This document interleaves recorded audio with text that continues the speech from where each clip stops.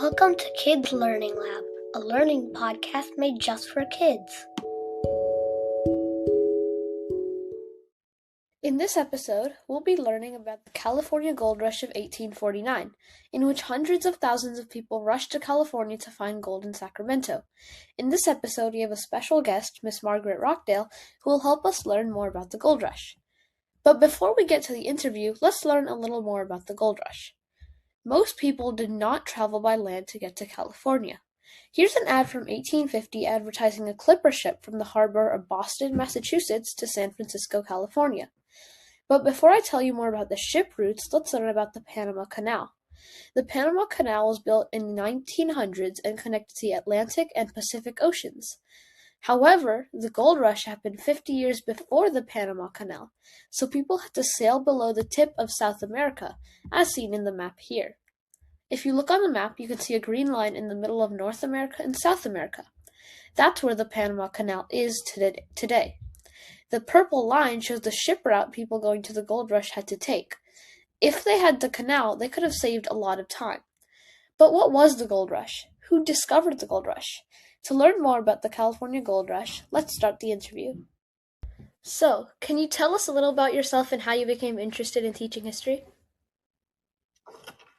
Yes. So my name is Mark Arco, and I've been a teacher for about 9 years altogether. Teaching was always something I was interested in growing up, and once I got to 7th grade, where we studied medieval history, history became very. When I teach history, I come alive, meaning that I'm more than teaching other subjects, and I feel comfortable being myself. Okay. So, why should people learn about the gold rush today? It helps us understand lasting social, economic, and environmental consequences of the rapid development of the West. Okay, so now let's start and learn about the early gold rush. So, what was life like in California before the gold rush? California was a diverse, sparsely populated region dominated by California Indians. Once the California mission system was started, the economy changed from one based on hunting and gathering to one based on farming. The California Indians lived in wolves and the ways of life were taken away from them. Once Mexico won its independence from Spain, took control of California and secularized the mission, or made it so that they were no longer controlled by the church. The economy then changed from one based on farming to be based on ranching and trade.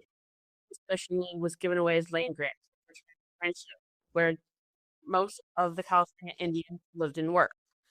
Interest from the United States started once fur traders traveled further west to find more beaver fur to make. Okay, so how did news about gold spread so quickly across the country? Well, a man named Stan Brandon traveled from San Francisco to Paloma to see if the stories about gold being found were true. When he returned to the city, he held up a bottle filled with gold dust and ran to the streets yelling, "Gold, gold, gold from the American River." Once the stories were proven true, the United States and other parts of the world came to California to get rich by finding gold.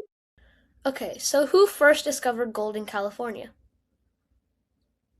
James Marshall, who was a carpenter hired by John Augustus Butler to build a sawmill, found gold on the banks of the American River in Paloma, California on January 24th, 1848.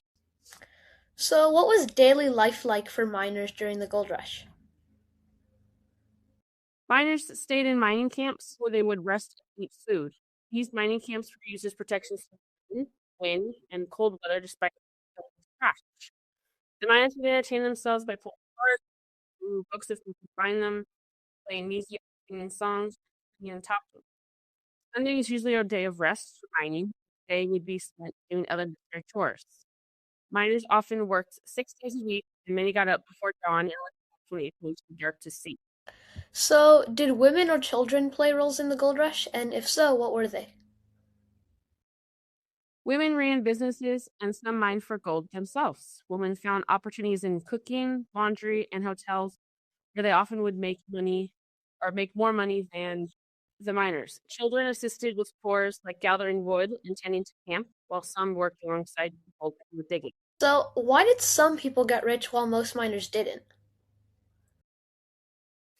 Only some people were able to actually get rich during the gold rush because it was so difficult to find gold due to the fact that they required so much physical labor. Even though not everyone was able to get rich quickly, many miners decided to stay in California. Those who decided to stay in California saw opportunities to start new businesses based on the fact that there was a huge demand for basic necessities. Levi Strauss, a successful entrepreneur who created new jeans with a tailor named Strickland Davis, who designed the jeans and last a long time. The jeans were made and had metal rivets at the corners of the pockets to make them strong. It wasn't just Asian or white people in California that became entrepreneurs. African Americans like Gibbs also started new businesses. He opened a shoe store in San Francisco during the Gold Rush, the Mirror of the Times, the first newspaper in California was owned by African Americans, and he also used some of the money he carried or earned by the freedom of African Americans. Okay. And how did the gold rush affect immigration and diversity in California? Because a lot of people in California are diverse these days. Yes. Because so many people came from all over the world to California during the gold rush, the population became very diverse. There were some miners who felt that only people from the United States had the right to search for gold. They threatened to harm immigrants or work to pass laws that limited their rights. So, how did the gold rush shape California's culture and economy? Overall, because of the fact that people from all over the world came to California to look for gold, California's population became more diverse. There were people of nearly every race, religion, and background in California during this time. These immigrants from around the world brought different customs, language, and cultures. Most people learned to get along with their groups, influence their confidence. The gold rush changed the economy of California since it made people rich. There were many workers that mined for gold, while others started businesses that provided goods and services to the miners and other consumers. So, if you were alive in 1849, would you go to California for the gold rush? Or would you search for gold or do something else? If I were alive in 1839, going to California for the gold rush would intrigue me because of the opportunities to get rich. However, even if I wasn't able to get rich mining for gold, I would still want to go to California, like to potentially have a better life than what my life was like before, and having the chance to start my own business or passionate about was my purpose. Okay, thank you. Yeah. Thanks for listening to today's episode. If you want to learn more, you can sign up for the free newsletter at muse.kidslearninglab.com. It gives you free bonus content and more with every single episode. But before we end this episode, let me tell you about Python Learning Lab. This summer, you can learn coding easily, even if you know nothing. I'm going to be teaching online classes for kids every Sunday morning from June 14th to August 16th. Coding will teach you logic and thinking skills that'll be useful for the rest of your life. If you sign up before May 14th, you'll get an additional 10% off the class price. Learn more and register today at kidslearninglab.com/coding class. The link on the screen. More details are also in the description. Thanks for listening to Kids Learning Lab.